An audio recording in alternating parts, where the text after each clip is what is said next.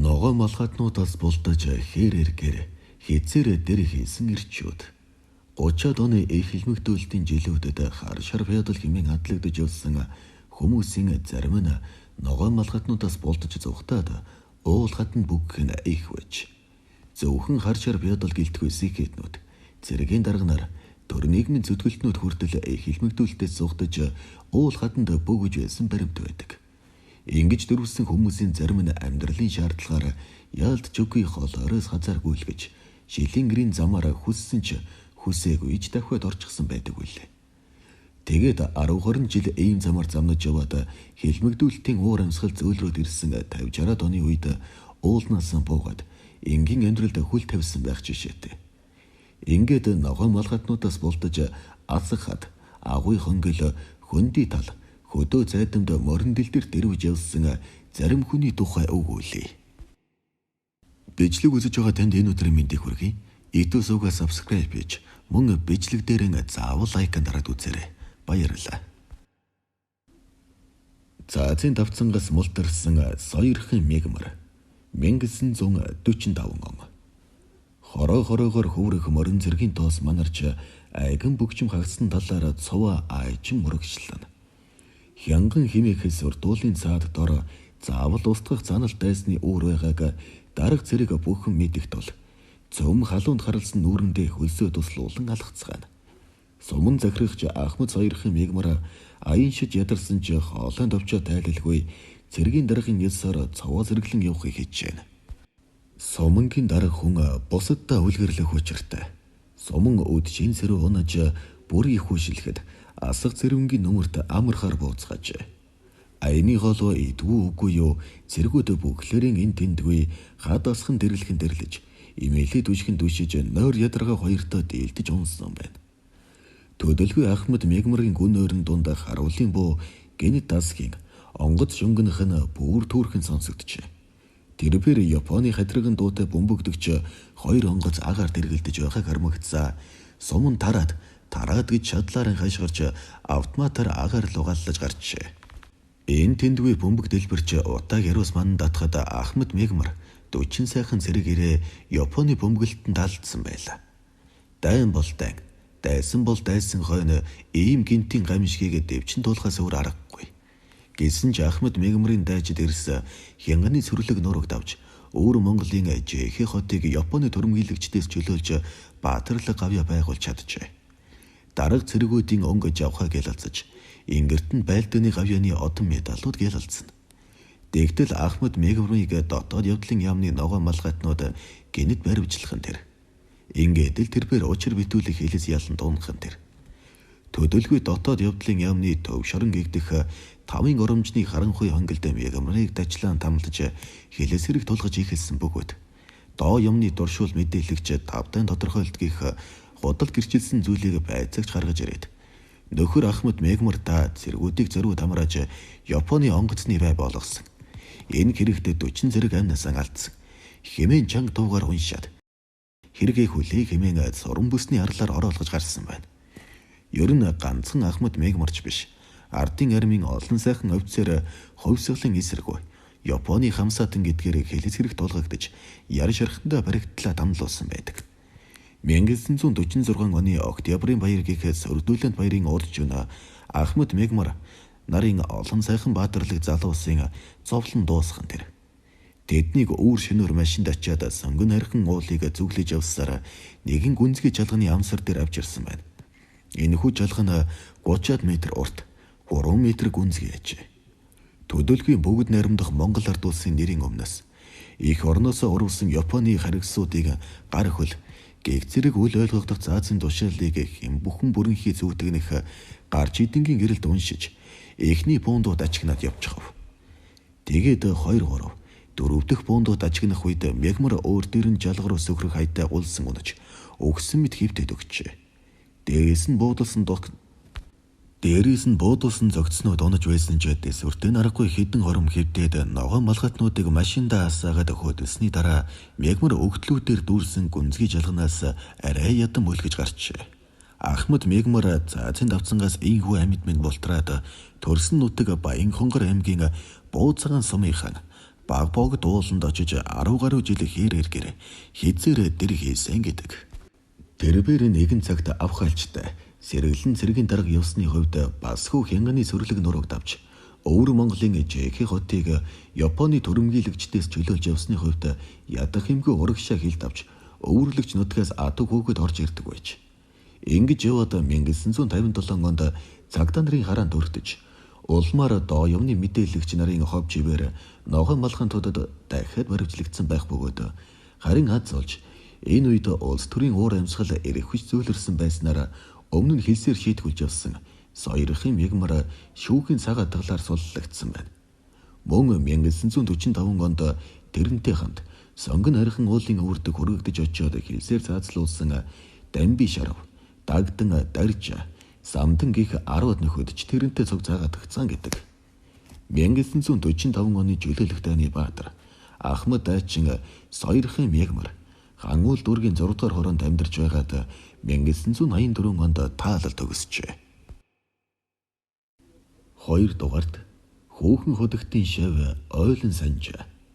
Дээхэн үед Хинтээ аймгийн Наран бригадын нутагт Хөөхөн хотогтын хүрээ гэж байсан бөгөөд идүүгээ ердөө Дуган сүмийн суур давж үлджээ.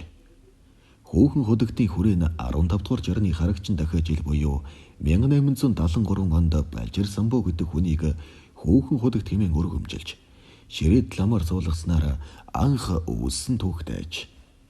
Энэ цагаас хойш Хөөхөн хотогтын дөрвүүдэд Цэвэн Лувсан Данцан, Лувсан Жамбал Даваг, Лувсан Жигмэд, Жамьян Дамби болсон нарын 6 хотогтыг тодруулан залж байсны хамгийн сүүлчийн Хөөхөн хотогт Жамьян Дамби болсон нь 19-р зууны үед Хинтээ аймгийн малчин Зэнд Нямын төрч. Хөөхөн хотогт гэж нэрлсэн өөр нэг онцлог нь гэвэл хотогтын төр тодорсон 6 хүн зургуулаа босоо буржгар үлстэй байж. Жоохом энэ шинжээр нь тодруулдаг байж л дээ.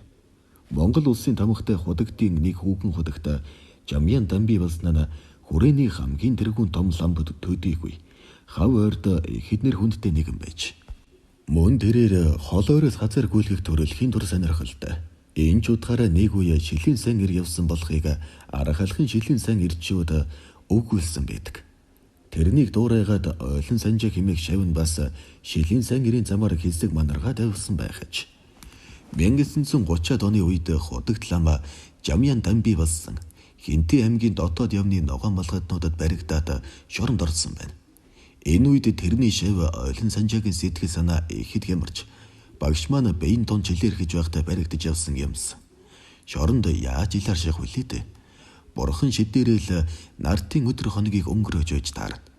Тэгэхээр би шавн юм бол шилийн ирийн ухаантай юм бол багшийн аврахал ёстой. Намайг харах юм хамгаалах сахиус байж л таарна. Багшийн нутагт нь авчирч төрөл арилжуулах нь шав ёсны учир тавилан ад заяаны минь дэнс юм шүү. Гэвч багшийн оргуулад иржээ гэхэд надад ял нуурлана. Үнсэнд хаягдсан шалц шиг л болно үз.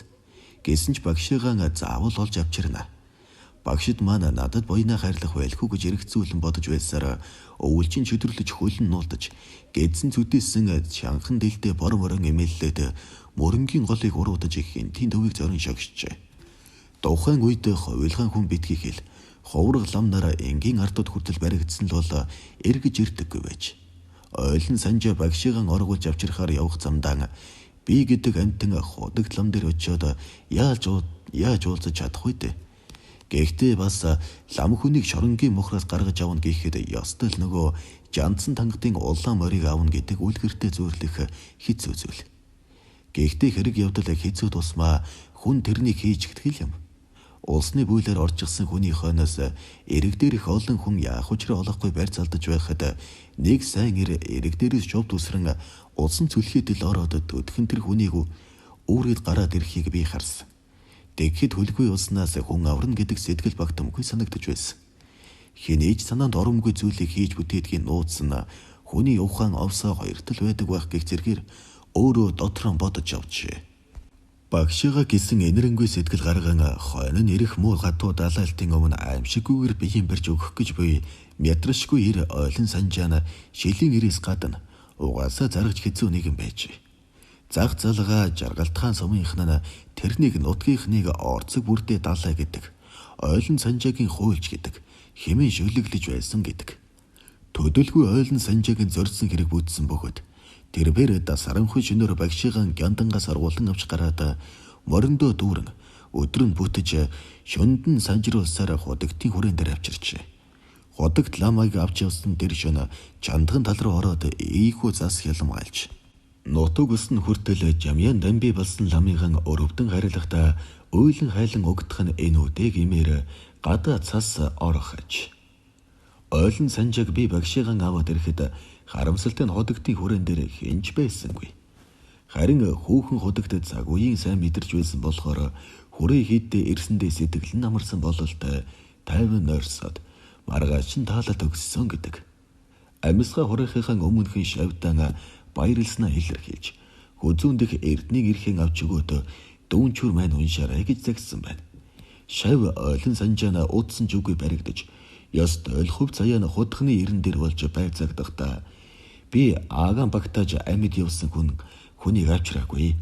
Амьдын голтой төдий байхад нь багшигаан авшиж нутаглуулсан нь миний сүсэг биширлийн онгод үз. Багшигаа би ганцаархнаа наран жамбны ингэрт оршуулсан. Одоо надад санаа зовох юм байхгүй. Та нар надад ямар ял тулгана өөрсдөө л мэдгэлсэн гэдэг. Тэрний мөрөөр дотоодын яамны хинтэйдэх хилцээс хүмүүс очиж хүүхэн худагтыг оршуулсан гэх газрыг малтаж үзээд ойлон санжаагийн ярьсан зүйл үнэн болохыг мэдэж авчээ. Тиймээс дэд санжааг үнэн үгтэй лам байна гэд буудан алах ялаас гэлтрүүлж тухайн үеийн улаан арав гэдэг ялаар шийтгэж байсан гэдэг. Ойлон санжааг нутгийн зарим хүн шоронгоос оргоод бад ширээтэй битүү модтой ууланд бөгөж Оросын нутгаас тоомсогмоор оруулж ирдэг болсон гэж ярьдаг. Зарим нь харин 10 жилийн ялыг бүрэн эдлээд 1950 оны үед суллагдаад хойноос тоомсог одоо оруулж ирдэг болсон гэж ярьдаг юм байна. Хинтийн нутгийн харьяат Жамбагийн Ганбатын ярьснаар бол ойлон санжаана шоронд ормогдсон за надад амьдрах хоёр зам байна. Нэг нь ламын амьдрал, нөгөө нь шилийн нэрийн амьдрал. Даанч өнөө цагт ламын амьдралаар явж болохгүй болжээ. Тэгээд ч би орогдол ийм хүн шилийн нэрийн замаар явахгүй бол өөрхөн явах билээ. Тэгээд л шилийн нэрийн замыг сонгож авсан юм санж. 3 дугаард тагнуулын өрөө гүйцэтгэж явсан Домогт Балдан 30-40-од оны үед Монголын төрөө шилийн сэн ирчүүдийг тагнуулын хэрэг ташхилсан явдал нэлээд байдаг. Биар чадалтай морин дэрэмгүй Домог тагнуулч Балдан хилийн задах манжуураас халуун худаг хүртэлх замыг газрын ширхийг чулууг нь хүртэл анддаггүй байж. Нэгэн цагт шилийн сангэр явсан тэр бээр үүнийхээ хүч ягаар олон 10 онцгой даалгавар биелүүлжээ. Нэг удаа хилийн задах хот амгалангийн цэргийн том баазын бензин хягуулахыг шатах үргийг дайч нөхрийнхөө хамт гүйцэтгэжээ. Тэдний хийх ажил гэвэл шин дундын үед харуул хамгаалтыг аюулгүй давж гараад том савтай бензинд нийшэрхэг шүдэн зураад л хаяхад болох байв. Гэвчийн нь туйлын аюултай. Өөрсдөө хамт өгөх нь гарцаагүй. Иймэрхүү үйлдэлийг амиа золиослон бөмбөг дэсэлдэг лалын даачдал хийж гүйцэтгэдэг үлээ. Мөн 30-аад онд харакири хийж амиа золиослдог байсан Япон дайчид иймэрхүү үйлдэлийг төвөггүй гүйцэтгэдэг байж. Харин Монгол дайчид бол өөр хэрэг. Гэхдээ тэдний дайны талбарт ань биеийг үл хайрлан цусан хүрсхэн тэмцэлдэж явсныг түүх хизээж мартахгүй. Домог дээр Балдан дээрээс өгөгдсөн энэхүү хэдсэн үүргийг биелүүлэхээр харанхуйд битэрч явдал хөлийнхэн доор нь тостой давуу хөвдөж байжээ. Тиймээс Балдан тэрхүү давууг бензинд сайтар дүрээд нэг үзүүрийг нь агуулгын самны ям руу шаргуулад цааш цуулаад л явбодож овооч холдож амжижээ. Төдөлгүй даавууныхаа барьж үйсэн үзүүрт шүдэн зураад орхиход галан зэл буун сум шиг сунаач төдөлгүй самны амсарт очиж бөөн дэлбэрэлт болсон байна. Энэхүү чимээнээр дайсны цэргүүд ужраа олохгүй сандарч эхэлсэн бөгөөд энэ хооронд манер айл хэдийн мөрөнд мордож амжижээ. Иймэрхүү үйлдэлийг даргангийн сүүлчийн сайн ир гэгдэж явсан богино жалхаа гэдэг хүн гүйцэтгэж явсан байдаг. Нэг удаа тагнуулч Балдан хандгаад хэмэх газар байсан дайсны цэргийн томоохон баазыг илрүүлэх даалгавар авчээ. Гэвч тийч очих арга байсангүй. Дайсны цэргүүд газар сайгүй харуул хамгаалтаа гаргасан байж. Балдан яах учраа мэдэхгүй тэнэгэлзэж явдал замд нэг бараг авгаад тугалтай үний туугаад явж байна гин. Тиймээс Балдан энэ авгааг дагаад явжээ. Гүүрэн дээр ойртож ирмэгцэн Японы цэргүүд хүмүүсийн баримт бичгийг шалган оруулж байгаа харагдчих. Энэ үед үний тууж явсан авгаа өөрөөсөө нэг бичиг гаргаж үзүүлээд Балдан руу заасан байна. Балданч хариу нэг дохиод авгаг дагаад дотогш яваад орчихж. Тэгээд дайсны цэргийн бүх ил нууцыг мэдээд авчиж байсан гэдэг. Тэрбээр гарамгай сайн буудаг тагнуулчаас гадна гартаа буугуйл адхатал дуртай морой унаж явдаг шилийн сайн ирвэж. Энэхүү домог дээр 76 настайдаа дорн зүгийн хилийн 10 дугаар застав зөрөгдөж ажилласан бөгөөд түүнтэй шөнийн замд хамт явсан хүмүүс таныг буудаг мундаг ууддаг гэж сонссон. Алив та шөнө гэлтгүй зээр буудаадаг гэж. Тэгтэл болдон машины гэрэл тараачилж байгаад хоёр сумаараа хоёр зээрийг яг нарийн хүзүүгээр нь буутсан гэдэг. Шөнө хүртэл байгаа алдаггүй иймэл мэрхэн буудагч байж. Тэрний тухай үлсгийн гэрхэнд Япончуудын ганцанд орж баригдах шахсан. Хойноос мөрдөгдөж явахдаа ганц би хүүхний үрд орж ам гарсан гэд домог шиг олон яриа нутгийн ард өмнөний тунд дарахжээ. Хэлийн цаана авгаа хүүхэдтэй жолж үтсэн байгаа юм. Хожим тэрвэр даалгавраа биелүүлээд нутаг буцах үед намайг дагаж үйлсэн бяцхан хүүхдийг хараад их хүрвдэж хүлээ. Хүний нутгийн жилээ өөрийн уруулахаар аргагүй сэтгэл шимширсэндээ гэж хуучилдаг байв. Тухайн үед түүнийг халахын гол хаваар эсэргүү хэрэгтэн илрүүлэхээр доншуулж явсан доо явны ногоо малгайтнууд бац баривчлах гэж оролджээ. Ер нь тухайн үед урагшаа явж тагнуул хийдэг байсан хүмүүс бүгд их орноос оруулсан гэдэг хэлсэргээр баривчлагдсан байдаг. Зарим нь жүнхээр их орноос урвж Японы талд ажиллаж байгаад баригдсан байдаг. Гэвч ногоо малгайтнууд үүнээр шалтгаалan бүх хэл тагнуулчдыг мөрдөн мөшгөж нийтээрийн шахуу хэлбэгдүүлсэн харамсалтай. Балдангич ус ногоо малгайтнууд энэ маягаар баривчлахаар улаарсан бөгөөд харин домог тэр балдан тэднийг нэг их хойшилсан шинжгүй та нар чинь шилэн ирчүүдийг бас баривчилдаг болоо юу? Бидний их орноос урвах Япончуудын талд орох гэж юу байх вэ? Харин ч тэдний малах үе буу зэвсгийг холгайлаад Монгол цэргүүдтэй авчирч өгч байна. Ийм даалгаврыг би марчлаас авсан хүн шүү гэж домроод одоогийнхоор бол тэдний өдөөс бараг салвч өгсөн байгаа юм. Их орондоо зохих ёсны гавья байгуулж дарга цэргүүдийн дунд нэр гардсан хэлэх гэснээ хиндэж зөрөгтэй хилжигдэг балдан мэтийн баатарлаг ирсийг наган буугаар хүн айлгахаас өөрийг мэдэхгүй ногоо малгайтнууд зөнд нь өргөдөг байсан бөгөөд тэд сайн таажвч хожим хил аманд орно гэж айдаг байсан болол та. Дөрөвдүгээрт амжиж оргоод адуу хөөх болсон амар бэлгийн чулуун сэд. Өвөрхангай аймгийн Зүйл сумын харьяата Шадмын Дамдын Сүрэн гэдэг хүн доорох түүхийг хуурнсан юм. Сэдсэн хан аймгийн Ёстбейсийн хушууны бичиж байсан амар бэлгийн чулуун сэд 1937 оны хэлбэгдүүлэлтэд өртөг шахажээ. Тэрбээр 1916 онд хушууныхан захирагч Эрдэнэ самбуугийн хамт худалдаа 8-ны ажиллаар Бээжин хот орж нэлээд ажил амжуулжээ. Гэтэл богдын засгийн газраас Эрдэнэ самбууд нэгэн бичиг ирсэн байна. Уг бичгийн агуулга нь хушуу ноён Эрдэнэ самбуу богд хааны өмнөөс хятадтай дор мэдэн холбоо тогтоож худалдаа 8 эрхлэг болсон нь таалал нийцэхгүй байна. Бээжингийн том хөрөгтнүүдээс холбоо сүлбэгийн даруйхан дасалж нийслэл хүрээнд ирнэ үү гэсэн байж. Эрдэнэ самбуу богд хааны ирүүлсэн бичгийг үзээд тэр даруйтай нийслэл хүрээнд иржээ. Тэгтэл богд хаан түүнийг хушууны захирагчаас халж хэрэгэм зэрэг хөрөнгө зорыг нь ураагаад жирийн малчин болгосон байна. Уг нь Эрдэнэ самбуу хятадтай тийм айхтар нууц хувилдаан зохиосонгүй. Ер дөөл малын арьс шир ноос нуулуур Бээжин рүү гаргах талаар ирж тохиролцжээ. Тухайн үед богд хаан аймаг хошуудаас давтуур авч улсын ажил албыг залгуулдаг байсан тул Эрдэнэ хийж их орлого олох гэж байна гэж хардаж сэрдсэн ухаантай юм санаж. Энэ хэрэг ингээс хийгээд уусгар болсон бөгөөд төдөлгүй 1921 он гарч ардын хувьсгал дэгдэхэд Эрдэнэ самбуу ардын засгийн газар дахиад байцаагджээ. Учир нь тэр үед хятадын гамын цэрэг манайхныг төв хийсэн болохоор хятадтай дотн харилцаатай байсан хүмүүсийг нэг бүрчлэн шалгасан юм байх. Яг л өнөө цагийн эс зөргийн хэрэгт ёсон булсын хүмүүсийг шалгаж байцаасантай адилхан юм болж. Гэхдээ Эрдэнэ самбууг шалгаж байцаасны дараа нэг их сүртэй юм болсонгүй. Ардын засагт үнэн байх ам хүчгийг нь аваад л явуулчихж. Харин Эрдэнэ самбуугийн гих хэрэг 1937 оны хэлбэгдүүлэлтээр дахин сэтэрчээ. Яг л сонгуульд өгөхөд ирэхээр эс зөргийн хэргийг сөхөж тавьдаг улс дөржилжиг. Учир нь Эрдэнэ самбуу хушууны ноён байсан болохоор нутаг орондоо нэлээд нэр хүндтэй. Хөрөнгө зорио хураалгасны дараач мал сүрэг нь их өссөн. Ёстой л нудраган баян байсан юмсанч. Ногоо малгайтнууд түүнийг мал сүргийг нь хураахын тулд аль 1916 оны ямиг сөхөж тавьсан байгаа юм. Тухайн үед Ёстбейсийн хушуунд байсан тангад гэгч идгээд ногоо малгайтнуудад мэдээлэл өгч өс хонцонтой хүмүүсээ тэдний гарт адгуулдаг байж л дээ. Тангад тэдэнд өгсөн мэдүүлэгтээ Эрдэнэ самбуу болвоос нудраган бьодол мөнөөс мөн Тэр 1916 онд хятадтай худалдаа хийх нэрээр тэнд байсан Японы тагнуулуудтай нууц хуйлтаан зохиосныг би сайн мэднэ. Тэр үед би түүний бараа болгочоор явж байсан. Эрдэнэ самбуугийн бичиж байсан амар бэлгийн чулуун сэд бас Японы тагнуулуудтай холбоотой байлаа.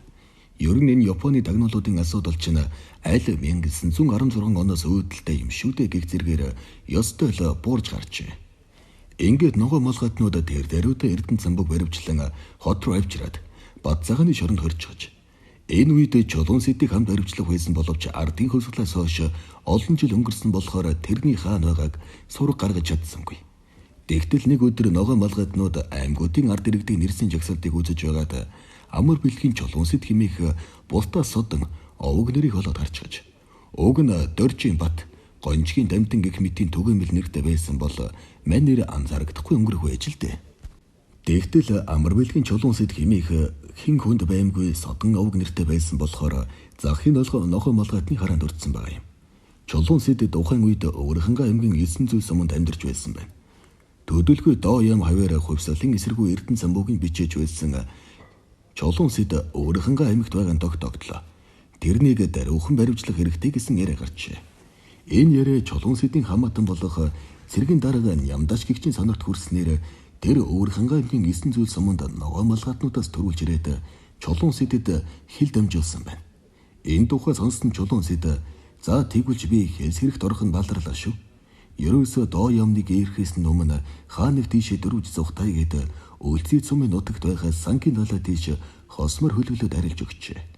Ингээд тэр хэрээр гэр хийж хизээр дэр хийж Өвөрхангай дунд говь Баянхонгор аймгийн нутгаар 7 жилийн турш хазааргүй үлгсэн гэдэг. Тэгж байтал 1950 он гарч гэмгүй ард иргэдийг гисгийн зэрлүүлдэг байсан мөнөх ногоо молготнууд нь өөрсдөө баригдаж хоригдоод амар бэлгийн чулуун сэд мэтийн оргодол босуулыг огт хайхархаа байсан байна. Гэсэн ч тэр хэрээр гэр хийсэн хിവэрэл байсан бөгөөд харин 60-аад оны үед нутгийн 2-3 хүний түүнийг ирж зургалсаар яваад зориуд очиж уулзахдаа хөөе чи өнөө маргаашгүй хөгшрөөд өглөө. Нас чинь 60 өглөө. Нөгөө чой болсон чинь айл хэдийн явчихсан. Ногоо молготой цэргүүд нь ч бас дашин шиг болсон. Чам руу удаа халдах дайсан байхгүй болсон. Заан чинь Зэдэн бол гэдэг том дарга гарч ирээд чой болсонгийнхан бөксийг өгөж маш олон хүнийг хэлмэгдүүлсэн болохыг уудлан илчлээд байна. Одоо чи хазааргүйлэхэ болоод энгийн амьдралдаа эргэж орог эснээр чулуун сэд хэрийн амьдралаа дуртай дөрвий орхиод 9 зүйл сумандан очиж амьдрсан гэдэг. Тэрээр нутагта мал маллан нэгдэл нийгэмдээ үр бүтээлтэй ажиллаж байгаад 1966 онд таалалд өгсөжээ. Энэ мэтээр ногоо молготнуудаас болтож зугтаж явсаар шилэн эрийн замаар хэсэг манаргаад авсан хүн олон байдаг аж. 30-аад оны үед өмнө зүгийн аймагуудад нэлээд нэрт гарч байсан Эмэгт лам гээч нь мөн л ногоо молготнуудаас болтож зугтаад шилэн эр болж явсан гэдэг. Зөвлөлтөө тэр бүр цагаандаа гарч эсэргүүнүүдийн талд орж цэрэг командалж яваад улааны цэргүүдэд буд зохигдсон байдаг. Эсэргүүнээр зөвхөн Монголын хувьсгалыг устгах зогсохгүй улмаар тагна Туваа улсын хувьсгалыг устгах зорилго тавьж байсан яллагдагч Боргийн самдан түгэж бүрээд шагд нарын мэдүүлгээр илэрч.